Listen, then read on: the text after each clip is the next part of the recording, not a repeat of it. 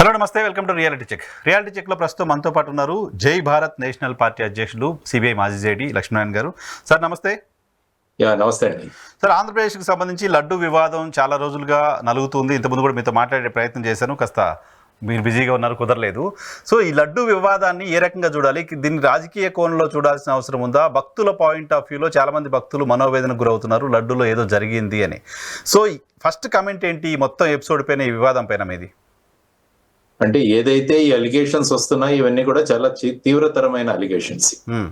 అంటే ఇవి తిరుమల తిరుపతి వెంకటేశ్వర స్వామి భక్తుల యొక్క సెంటిమెంట్స్, మనోభావాల్ని ఏవైతే స్టేట్మెంట్స్ చేయబడడం జరిగాయో వాటి వల్ల చాలా ప్రభావితమయ్యాయి. కాబట్టి ఇందులో నిజాలు ఏంటన్నవి తేలాల్సిన అవసరం చాలా ఉంది. ఆ తర్వాత ఇది రాజకీయ నాయకులు దీన్ని మాట్లాడడం వల్ల ఇది రాజకీయ రంగు కూడా తీసుకుంది. అంటే సుప్రీం కోర్టు కూడా దీన్ని పొలిటికల్ డ్రామా లాగా అన్నంత వరకు వ్యాఖ్యానించే వరకు వెళ్ళింది. అంటే రాజకీయ నాయకులు ఈ విషయాన్ని ఏ విధంగా ఒకరి మీద ఒకరు మాట్లాడుకోవడానికి వినియోగిస్తున్నారన్నది మనం గమనించాలి. ఏమవుతుందంటే దీనివల్ల మొత్తం రాష్ట్రంలో ఏం జరుగుతోంది అన్న దాని మీద ఒక సంభ్రమాశ్చర్యాలు, ఆ తర్వాత రాష్ట్ర అభివృద్ధికి తర్వాత ఈ చర్చ ఇవన్నీ కూడా దీనికి ముడిపడి ఉంటాయి. కాబట్టి ఇందులో యాక్చువల్ గా జరిగిన విషయాలు ఏంటన్నవి బయటికి తీసుకురావడం చాలా అవసరం. అందుకనే ఈ రోజు సుప్రీంకోర్టులో జరిగిన ఏదైతే వాదోపవాదాలు విన్న తర్వాత సుప్రీంకోర్టు ఒక స్వతంత్రంగా ఒక ఎస్ఐటి, సిబిఐ, తర్వాత స్టేట్ ఎస్ఐటి, ఎఫ్ఎస్ఎస్ఐ అధికారులు కలిసి ఒక 5 ఆఫీసర్లతో కూడిన ఒక స్పెషల్ ఇన్వెస్టిగేషన్ ఏజెన్సీని ఏర్పాటు చేయడం జరిగింది. అది కూడా సిబిఐ డైరెక్టర్ గారి సూపర్విజన్ లో జరగడం అన్నది వారు నిర్దేశించి. యాక్చువల్ గా మీరు సుప్రీంకోర్టు ఆర్డర్ చూస్తే వాళ్ళు అడిగిన అనేక రిలీఫ్స్ తో పాటు వాళ్ళు అడిగింది ఏంటంటే ఏదర్ సుప్రీంకోర్టు రిటైర్డ్ జడ్జ్ తో గానీ లేకుంటే హైకోర్టు రిటైర్డ్ చీఫ్ జస్టిస్ తో గానీ వారి సూపర్విజన్ లో చేయాల్సిన దాన్ని చెప్పి వీళ్ళు రిక్వెస్ట్ చేశారు. ఒకవైపు సుబ్రహ్మణ్యం స్వామి గారు గాని, వైవి సుబ్బారెడ్డి గారు అని మిగతా 3 పిటిషన్లు కూడా వేయడం జరిగింది. వాటన్నిటిలో కూడా అనేక రిలీఫ్స్ అడిగారు, అనేక ప్రేయర్స్ ఉన్నాయి, వాటిలో ఇవి కూడా ఉన్నాయి. తర్వాత యాక్చువల్ గా సెంట్రల్ గవర్నమెంట్ ని, తర్వాత సొలిసిటర్ జనరల్ ఆఫ్ ఇండియా అని అడిగినప్పుడు ఆయన ఏమన్నారంటే మేము ఈ ఎస్ఐటి ఏదైతే రాష్ట్ర ప్రభుత్వం ఏర్పాటు చేసిందో అందులో ఉన్న ఆఫీసర్ల రెప్యుటేషన్ మేము చెక్ చేసాము, వాళ్ళందరి రెప్యుటేషన్ బాగుంది, కాబట్టి వాళ్ళని కంటిన్యూ చేస్తూ వాళ్ళతో పాటు ఒక సీనియర్ సెంట్రల్ గవర్నమెంట్ ఆఫీసర్ ని కూడా వాళ్ళతో పాటు సూపర్విజన్ లో వేస్తే బాగుంటుంది అనగా ఫైనల్ గా సుప్రీంకోర్టు అందరి వాదనలు విని వారు చెప్పిన విషయం. అందులో సుప్రీంకోర్టు ఆర్డర్ లో ఎఫ్ఐఆర్ గురించి కూడా ప్రస్తావించారు. ఎఫ్ఐఆర్ లో వాళ్ళు ముఖ్యంగా 4 ట్యాంకర్ల గురించి వాళ్ళు ప్రస్తావించడం జరిగింది. ఈ 4 ట్యాంకర్లు ఏదైతే ఉందో వాటిలో అడల్టరేషన్ జరిగిందని, తర్వాత వచ్చేసి వాళ్ళు ముఖ్యంగా అన్నది ఏంటంటే ఈ ఏదైతే కల్తీ నూనె ఉందో అది లడ్డూ ప్రసాదం తయారు చేయడంలో వినియోగించబడింది అన్నది కూడా ఎఫ్ఐఆర్ లో ఉన్నదన్నట్టుగా వాళ్ళు మెన్షన్ చేశారు.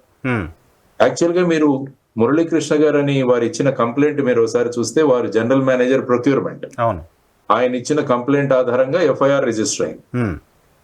అందులో వారు ముఖ్యంగా ఏఆర్ డైరీ వాళ్ళకి డైరీ ఫుడ్ ప్రైవేట్ లిమిటెడ్ వారికి మేము మేలో టెండర్ ఫైనలైజ్ చేశాము, ఆ తర్వాత వారు జూన్ నుంచి స్టార్ట్ చేశారు సప్లై చేయడం అని మాట్లాడారు. అందులో మొత్తంగా టిటిడికి వచ్చింది 8 ట్యాంకర్లు. 8 ట్యాంకర్లలో 4 ట్యాంకర్లు మొత్తం 12/6న, 26న, 25/6న, 4/7న ఈ 4 ట్యాంకర్లు వచ్చాయి. ఆ ట్యాంకర్లో టెస్ట్ చేయబడ్డాయి. ఆ నెయ్యి వినియోగించడం కూడా జరిగింది. ఆ తరువాత 6/7 తర్వాత 12/7 ఈ డేట్స్ లో 2 ట్యాంకర్లు వచ్చాయి, 4 ట్యాంకర్లు. ఈ 4 ట్యాంకర్లోని ఘీని టెస్ట్ చేయడానికి ఎన్డీడీబీకి పంపించాము. ఆ తర్వాత అడల్టరేషన్ జరిగిందన్నది రిపోర్ట్ వచ్చింది. ఆ ట్యాంకర్స్ ని వెనక్కి పంపించామా లేదా అన్నది ఈ కంప్లైంట్ లో ఎక్కడా లేదు. ఈ కంప్లైంట్ మీరు టోటల్ గా చదివితే అందులో ఎక్కడా కూడా మేము వెనక్కి పంపించామని లేదు. ఈ విధంగా తక్కువ రేట్లో మాకు సప్లై చేస్తామని టిటిడి బోర్డును నమ్మించి ఆ తర్వాత ఇచ్చిన స్టాండర్డ్స్ కు వాళ్ళు కట్టుబడకుండా ఈ విధంగా కల్తీ అయిన నెయ్యిని మాకు సరఫరా చేసి అనేక కోట్ల మంది భక్తుల యొక్క మనోభావాలను దెబ్బతీస్తూ తర్వాత ఈ ప్రకరణలో కంప్లీట్ గా ఇన్వెస్టిగేషన్ జరిగి ఈ సప్లయర్స్ కి మిగతా వాళ్ళకి ఎక్కడైనా ఈ విధమైన క్విట్ ప్రోకో సంబంధాలు ఏవైనా ఉన్నాయా అన్నది కూడా ఇన్వెస్టిగేట్ చేయాలంటే ఈ ఎఫ్ఐఆర్ రిజిస్టర్ అవ్వాలని చెప్పి వారు ఇచ్చిన కంప్లైంట్ లో. కాబట్టి ఈ కంప్లైంట్ యాజ్ సచ్ మీరు చదివితే ఈ 6/7 తర్వాత 12/7 జరిగిన 4 ట్యాంకర్లు రిటర్న్ చేశామని ఎక్కడా లేదు ఇందులో. కంప్లైంట్లో లేదు. బట్ ఈఓ గారు ప్రెస్ కాన్ఫరెన్స్లో మేము టీటీడీలో మా టెస్ట్లో అవి రిజెక్ట్ అయ్యాయి, ఆ తర్వాత రిపోర్ట్ మామూలుగా రిజెక్ట్ అయినప్పుడు వెనక్కి పంపించేస్తాం, కానీ మాకు వీటి మీద అనుమానం వచ్చి మేము ఎన్డీడీబీకి పంపించామంటూ ఆయన చెప్పారు. ఆ నెయ్యి వాడలేదు అనేది కూడా ఆయన చెప్పారు. అంటే వారు టీటీడీ ఎగ్జిక్యూటివ్ ఆఫీసర్ గారు చెప్పారు, కానీ ఇందులో కంప్లైంట్ లో స్పెసిఫిక్ గా దాని గురించి ఎక్కడ మెన్షన్ లేదు. సో యూజ్ చేసినట్టుగా కూడా లేదు. యూజ్ చేసినట్టుగా కూడా లేదు. ఈ 4 మొత్తం 8 ట్యాంకర్లు వచ్చాయి తన దగ్గర. 4 ట్యాంకర్లు మేము తీసుకున్నాము, which were accepted with the earlier procedure of testing which does not include అని చెప్పేసి వాళ్ళు చెప్పారు. ఇది అయిన తర్వాత decision was taken to send them to NABL accredited lab అన్నారు. అంటే ఈ 4 ట్యాంకర్లు వచ్చాయి, వాటి వినియోగం అయిందా లేదా అన్నది కూడా ఎక్కడా లేదు. తర్వాత వచ్చిన 4 ట్యాంకర్లు మేము శాంపుల్ కు పంపించాము, అందులో ఈ విధమైన రిపోర్ట్ వచ్చింది. ఫైనల్ గా ఉపయోగించారా లేదా అన్నది స్పెసిఫిక్ వర్డ్ ఎక్కడా లేదు ఈ కంప్లైంట్ లో, నేను చదివిన నా దగ్గర వచ్చిన కంప్లైంట్ లో మటుకు. సో ఇది ముఖ్యంగా ఇప్పుడు ఇన్వెస్టిగేషన్ టీం ఏదైతే ఉందో వారు ఈ వచ్చిన 8 ట్యాంకర్లు వాడారా లేదా అన్నది నిర్ధారించాలి. అదొకటి ప్రధానమైన అంశం. ఆ తర్వాత ఈ టెండర్ డాక్యుమెంట్ ఎలా రిలీజ్ చేశారు, ఎందుకంటే మీరు 2014, 15, 16 ఆ తర్వాత టెండర్ డాక్యుమెంట్స్ ఒకసారి చదివితే ఆ టెండర్ డాక్యుమెంట్ లో అనేక కండిషన్లు అప్పుడప్పుడు మారుతుంది. అంటే ఒకసారి 1500 కిలోమీటర్ల పరిధిలో ఉన్న వాళ్ళ దగ్గర నుంచి తీసుకోవాలి, ఒకసారి 600 కిలోమీటర్లు, ఇలా రకరకాలుగా మార్చారు. ఆ తర్వాత బేసిక్ గా వీళ్ళు FSSAI స్టాండర్డ్స్ ఏవైతే ఉన్నాయో, అగ్మార్క్ స్టాండర్డ్స్ ఏవైతే ఉన్నాయో ఆ స్టాండర్డ్స్ ద్వారా వారు తీసుకురావాలన్నది ప్రధానంగా నాకు కనిపించిన అంశం. కొన్ని టెండర్ డాక్యుమెంట్లు టీటీడీ వెబ్సైట్ కు వెళితే కొన్ని టెండర్ డాక్యుమెంట్స్ నాకు దొరికాయి. యాక్చువల్ గా ఈ 12/3 ఏదైతే టెండర్ డాక్యుమెంట్ ఇచ్చారో ఆ టెండర్ డాక్యుమెంట్ టీటీడీ వెబ్సైట్ లో లేదు. ఆ తర్వాత ఫైనల్ గా వీళ్ళు ఇచ్చిన డాక్యుమెంట్ కూడా ఎక్కడ టీటీడీ వెబ్సైట్ లో లేదు. డిసెంబర్ 2023 తర్వాత మార్చి 11 వరకు టీటీడీ వెబ్సైట్ లో ఉన్నాయి, కానీ మార్చి 11 తర్వాత ఏ విషయాలు టీటీడీ బోర్డు రెజల్యూషన్స్ కానీ ఏవి నాకు వెబ్సైట్ లో కనపడలేదు. ఈవెన్ టెండర్ ఫైనల్ అయింది కూడా మేలో, దానికి సంబంధించిన డాక్యుమెంట్స్ కూడా అవైలబుల్ లేవు, ఎక్కడ కనపడలేదు నాకైతే మటుకు. ఎందుకంటే మార్చి 11 లాస్ట్ డాక్యుమెంట్ కనిపించింది టీటీడీ బోర్డు రెజల్యూషన్ అని, ఆ తర్వాత లేవు డాక్యుమెంట్. అంటే ఎగ్జాక్ట్లీ ఏఆర్ వాళ్ళకి ఇచ్చిన టెండర్ డాక్యుమెంట్ ఏంటి అన్నది కూడా మనం చూడాల్సిన ఒక అంశం. అట్లా డీవియేషన్స్ ఏమొచ్చాయి అన్నది కూడా చూడాలి. కాబట్టి టెండర్ వీరి కోసం ఏదైనా మార్పులు చేర్పులు చేశారా అన్నది ఒకటి.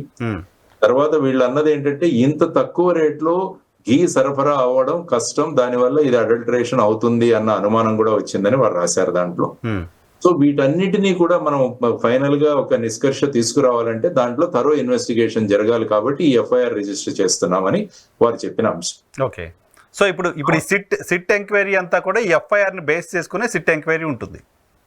FIR ఎలా ఉంటదంటే అండి, FIR is the starting point of an investigation. Sir, and FIR is also not an encyclopedia అని సుప్రీం కోర్టు చెప్పింది judgements. It only initiates the process of investigation. అంటే ఒక ఇన్వెస్టిగేషన్ మొదలు పెట్టడానికి మొదటి స్టెప్ వచ్చేసి FIR రిజిస్ట్రేషన్. ఆ తర్వాత ఇన్వెస్టిగేషన్ లో అనేక విషయాలు తెలుస్తాయి. ఫర్ ఎగ్జాంపుల్ ఒక మర్డర్ కేసులో ఒక ఇన్వెస్టిగేషన్ లో మొదట FIR లో 2 పేర్లు ఉంటాయి. అంటే ఇన్వెస్టిగేషన్ ఆఫీసర్లు ఈ 2 గురించే ఇన్వెస్టిగేట్ చేయాలని లేదు కదా. ఆ తర్వాత ఇన్వెస్టిగేట్ చేసిన తర్వాత ఒక 10 మంది తేలుతారు. కాబట్టి వారందరినీ కూడా వారి పేర్లు క్రమక్రమంగా అందులో యాడ్ చేయబడతాయి. సో ఇందులో కూడా ఇనీషియల్ గా ఏం చేయాలన్నది ఒక స్టార్టింగ్ పాయింట్. ఇది అయిన తర్వాత యాక్చువల్ గా వాళ్ళు ఒక 10-15 సంవత్సరాలు వెనక్కి కూడా వెళ్ళొచ్చు. అప్పుడు ఏం జరిగేది, అప్పుడు ఏ విధంగా ఈ ప్రాసెసింగ్ అయింది, ఆ తర్వాత అప్పుడు ఏ రేట్లకు ప్రొక్యూర్ చేశారు, ఆ తర్వాత ఇప్పుడు ఈ రేట్లకు ప్రొక్యూర్ చేశారు, తర్వాత అప్పుడు ఏ విధమైన టెస్టింగ్ మెథడ్స్ ఉండేవి, తర్వాత ఇప్పటి టెండర్ డాక్యుమెంట్ ఏదైనా ఈ AR డైరీ వారికే ఫేవర్ చేసే విధంగా ఏదైనా ఆల్టర్ చేయబడిందా, ఆ తర్వాత ఏమన్నా ఈ టెండర్ ఇచ్చిన తర్వాత క్విడ్ ప్రోకో ఏదైనా జరిగిందా, అంటే ఎవరికైనా డబ్బులు ఇవ్వడం కానీ ఇలాంటివి ఏదైనా వాళ్ళ అకౌంట్లలోకి డబ్బులు వెళ్ళడం కానీ ఇలా జరిగిందా, తర్వాత అడల్టరేషన్ గురించి ఈ వచ్చిన ట్యాంకర్లు డైరెక్ట్ గా AR డైరీ నుంచి వచ్చాయా, మధ్యలో ఏదైనా అందులో కల్తీ జరిగిందా. మామూలుగా మేము మహారాష్ట్రలో ఒక ఇన్వెస్టిగేట్ చేసాం, నాఫ్తా మిక్సింగ్ అని ఉండేది డీజిల్ లో. ఏమవుతుందంటే ఒక రెగ్యులర్ డీజిల్ తీసుకుని ట్యాంకర్ బయలుదేరుతుంది, కానీ మధ్యలో ఒక డాబా దగ్గర ఆగుతుంది. అక్కడ అందులో కొంత డీజిల్ తీసివేయబడుతుంది, అందులో ఈ నాఫ్తా మిక్స్ చేయబడుతుంది. ఓకే ఓకే చేసిన తర్వాత పెట్రోల్ పంప్ దగ్గరికి వచ్చిన తర్వాత దాన్ని నాఫ్తాతో కలిసిన డీజిల్ ను అన్లోడ్ చేస్తారు. ఓకే ఓకే కాబట్టి ఆ తర్వాత ఏం చేశారంటే ఈ ట్యాంకర్లన్నిటికీ కూడా జీపీఎస్ అరేంజ్ చేశారు. అంటే మీరు లిటరల్ గా ట్రాక్ చేయవచ్చు. అంటే కంపెనీ నుంచి బయలుదేరిన ట్యాంకర్ ఎక్కడ ఆగింది, ఎన్ని నిమిషాలు ఆగింది, ఇవన్నీ కూడా ట్రాక్ చేయవచ్చు. కాబట్టి ఇప్పుడు ఏఆర్ డైరీలో యాక్చువల్ గా వాళ్ళ కెపాసిటీ ఎంత, వాళ్ళు సప్లై చేసేంత కెపాసిటీ ఆ రోజు ప్రొడ్యూస్ అయిందా, ఆర్ వాళ్ళు మధ్యలో ఏదైనా ట్యాంకర్ కొద్దిసేపు ఆగి ఏదైనా బయట నుంచి ఏదైనా మిక్స్ చేయడం జరిగిందా, ఇవన్నీ కూడా ఇన్వెస్టిగేషన్ లో ఒక భాగం. ఓకే ఓకే ఫైనల్ గా అడల్ట్రేషన్ అన్నది ప్రూవ్ చేయాలి. ఇప్పుడు అడల్ట్రేషన్ 4 ట్యాంకర్లలో అడల్ట్రేషన్ అయిందని ఎన్డీడీబీ రిపోర్ట్ ఉంది. ఆ ముందు వచ్చిన 4 ట్యాంకర్ల రిపోర్ట్స్ ఏంటన్నది కూడా చూడాల్సిన అంశం ఇందులో. ఓకే ఓకే సరే, అసలు మామూలుగా మీరు చాలా కేసులు ఇన్వెస్టిగేషన్ లో చూసుంటారు. ఒక పర్టికులర్ గా ఒక ఫుడ్ ఐటమ్ ని టెస్ట్ చేయాలంటే శాంపిల్ తీసే మెకానిజం ఎలా ఉంటుంది? దానికి కూడా ఏంటంటే ప్రొసీజర్స్ ఉంటాయి. ఈ ఐఎస్ కోడ్స్ అని ఉంటాయి, ఇండియన్ స్టాండర్డ్ కోడ్స్ అని ఉంటాయి. అంటే ప్రతి శాంపుల్ ని ఎలాగ తీయాలి అన్నది కూడా ఉంటుంది. ఫర్ ఎగ్జాంపుల్ నార్కోటిక్ డ్రగ్స్ అనుకోండి, దాని శాంపుల్ ఎలా తీయాలని ఉంటుంది. సపోజ్ సిమెంట్ కాంక్రీట్ శాంపుల్ తీయాలి, దాని ఎలా ఉంటుంది. ఇవన్నీ ఐఎస్ కోడ్స్ ఉంటాయి. కాబట్టి ఇందులో శాంపుల్ ఎలాగ తీయాలన్న ప్రొసీజర్ లో ఉంటుంది. ఆ శాంపుల్ ని బయటికి తీసిన తర్వాత దాన్ని పంపిస్తారు ల్యాబ్స్ కి. మామూలుగా ఎన్ఏబిఎల్ అక్రిడిటెడ్. వీళ్ళు ఏమంటారంటే ఈ రిపోర్ట్ లో ఫస్ట్ టైం మేము బయట ల్యాబ్ కు పంపించామని రాస్తున్నారు ఈ కంప్లైంట్ లో కూడా. మేము ఇంతవరకు ఎన్డీడీబీ ల్యాబ్ కు మేము ఫస్ట్ టైం పంపించాము ఈ అడల్ట్రేషన్. మా దగ్గర ల్యాబ్ ఉంది, ఆ ల్యాబ్ లో టెస్ట్ చేసేవాళ్ళము, కానీ మాకు అనుమానం రావడం వల్ల దీనిని పంపించామని చెప్పారు. కాబట్టి ఒక ల్యాబ్ కు పంపించారు. సాధారణంగా మన సుప్రీంకోర్టు అడగడం ఏంటంటే ప్రశ్న, మీరు మళ్ళా సెకండ్ ఒపీనియన్ గానీ ఏదైనా సెకండ్ రిపోర్ట్ తీసుకున్నారా కన్ఫర్మేషన్ కోసం అని కూడా అడిగారు. అంటే ఇప్పుడు ఏంటంటే ఇప్పుడు ఎక్కడైనా పంపించడానికి ఆ శాంపుల్స్ ఉన్నాయా? అదే నేను అడిగింది మిమ్మల్ని, ఎందుకంటే 4-5 శాంపిల్స్ తీసి పెడతారు. ఓ శాంపిల్ దగ్గర పంపిస్తారు, ఓ శాంపిల్ ఎవరైతే సప్లై చేస్తారో వాళ్ళ దగ్గర ఉంచుతారు, ఓ శాంపిల్ ఇక్కడ పెట్టుకుంటారు. ఇలా 4-5 శాంపిల్స్ కలెక్ట్ చేస్తారని నేను విన్నాను. అదే మరి ఈ శాంపుల్ ప్రొసీజర్ లో వాళ్ళు ఏ ప్రొసీజర్ ఫాలో అయ్యారో చూడాలి. చూసి ఇన్ కేసు శాంపిల్స్ అవైలబుల్ ఉంటే ఆ శాంపిల్స్ ను పంపించాలి. సో ఇప్పుడు ఈ ఇన్వెస్టిగేషన్ లో టెండర్ల కేటాయింపు వెనక క్విడ్ ప్రోకా జరిగిందా లేదా అనేది తెలుసుకోవడం అనేది ప్రయారిటీగా ఉంటుంది. బట్ అడల్ట్రేషన్ జరిగిందా లేదా అనేది ఎలా ఐడెంటిఫై చేయగలుగుతారు? అది లేదు, తయారు చేసిన ప్రోడక్ట్ లేదు, లడ్డు లేదు వాడేసాము, నెయ్యి లేదు వాడేసాము, దాంట్లో అడల్ట్రేషన్ జరిగిందా లేదా అనేది ఎలా ప్రూవ్ చేయగలుగుతాము?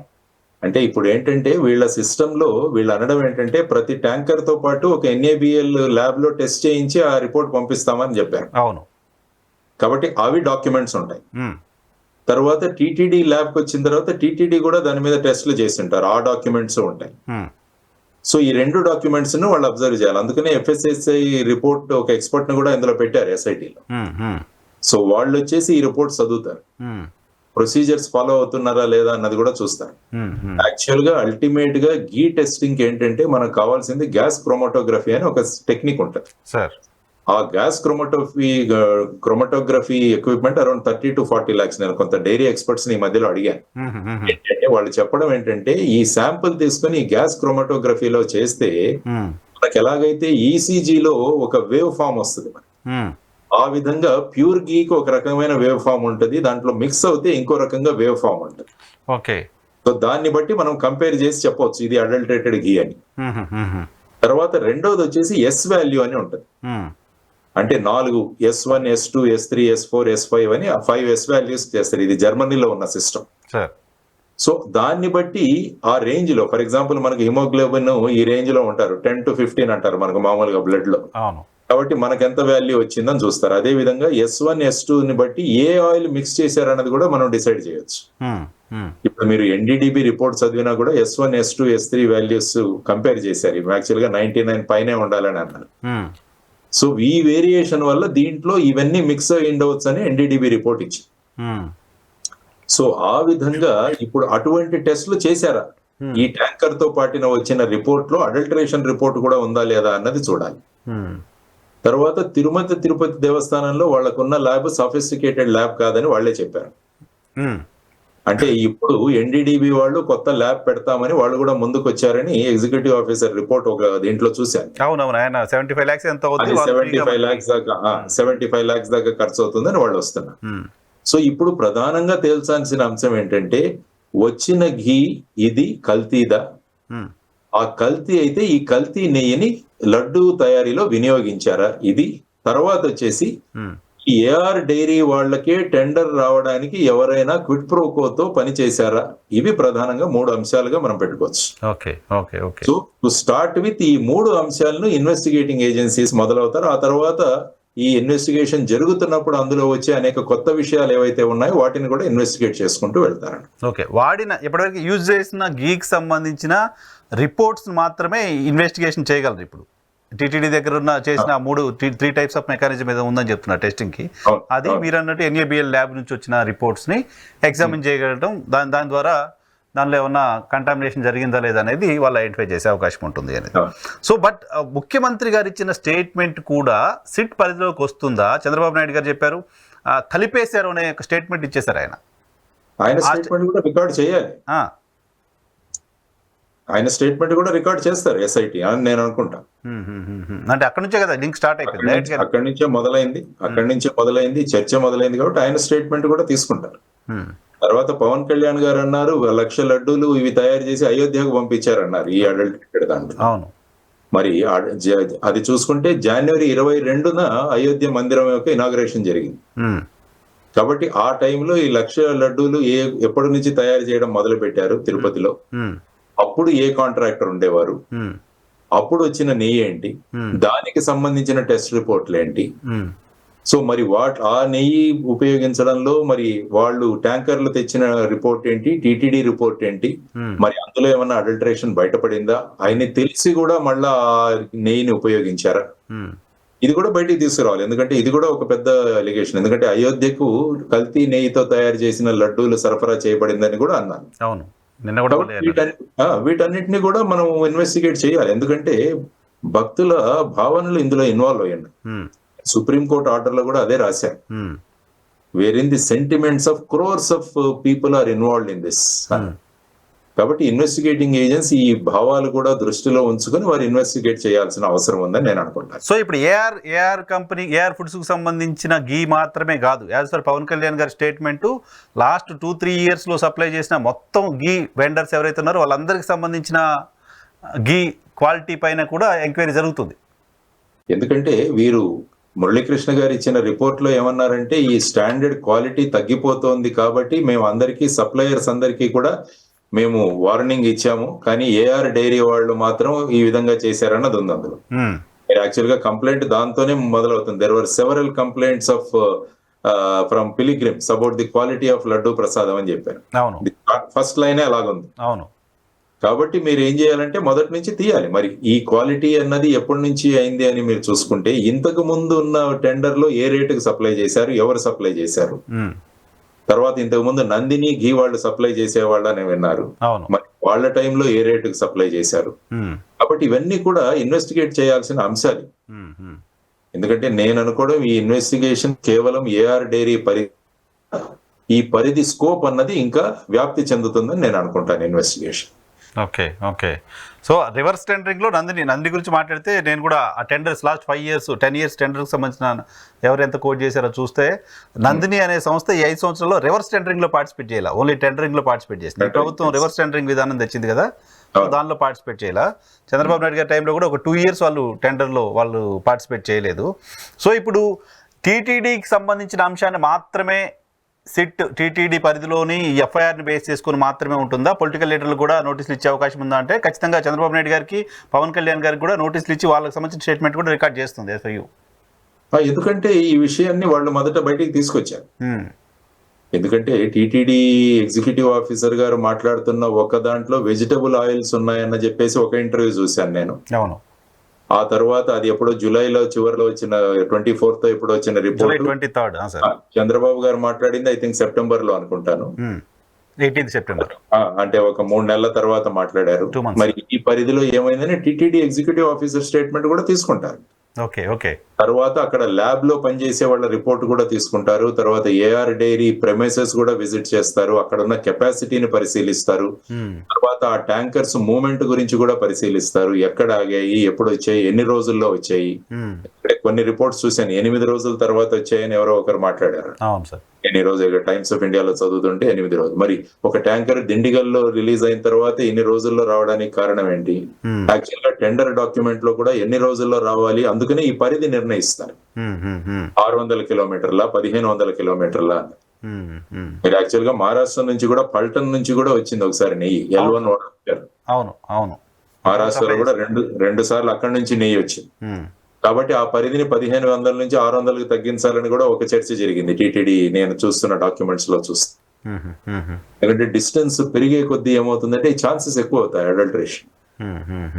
మధ్యలో ఆపుకుంటూ కలుపుకుంటూ రావచ్చు. ఎందుకంటే చిన్న చిన్న కోఆపరేటివ్స్ కూడా తయారు చేస్తారు నెయ్యి, సో దాన్ని కలిపేయచ్చు ఈజీ. సో ఆ విధంగా కాకుండా మన పరిధిలో ఉంటే బాగుంటుంది అన్నది టెండర్ డాక్యుమెంట్స్ కూడా డీటెయిల్డ్ గా చదవాల్సిన అవసరం ఉంటుంది. ఓకే, మీకు అర్థమైనంత వరకు మీ అబ్జర్వేషన్ ప్రకారం ఈ మొత్తం ప్రాసెస్ లో తక్కువ ధరకు సప్లై చేస్తున్న కంపెనీ కక్కుర్తి పడిందనో లేకపోతే ఇంకేదో చేసిందని భావించాల్సిన అవసరం ఉంటుందా? లేకపోతే గతంలో దీన్ని లీడ్ చేసిన వాళ్ళు ప్రభుత్వం కావచ్చు, టీటీడీని కావచ్చు, ఇంటెన్షనల్గా జంతువులకు సంబంధించిన ఫ్యాట్ని కలిపే ప్రయత్నం చేశారు లాంటి కాన్స్పిరసీ కూడా ఏమైనా కనపడుతుందా? అంటే చూడాలి. యాక్చువల్ గా ఏంటంటే మనం టెండర్ ఇచ్చిన తర్వాత ప్రతి చోట కూడా క్వాలిటీ కంట్రోల్ ఉంటుంది, తర్వాత విజిలెన్స్ ఉంటుంది. ఈ రెండు ఇంపార్టెంట్. మనం టెండర్ ఎవరికో ఇచ్చేసాం కదా అని మనం ఊరికే ఉండం.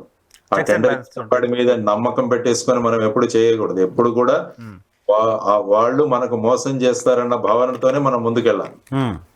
అది ఎప్పుడైతే టెండర్ ఇంత తక్కువ రేట్ లో ఇచ్చినప్పుడు ఇంకా అనుమానాలు ఎక్కువ అవ్వాలి, ఇంకా టెస్టింగ్ ఇంకా ఎక్కువ తీవ్రతరం చేయాలి.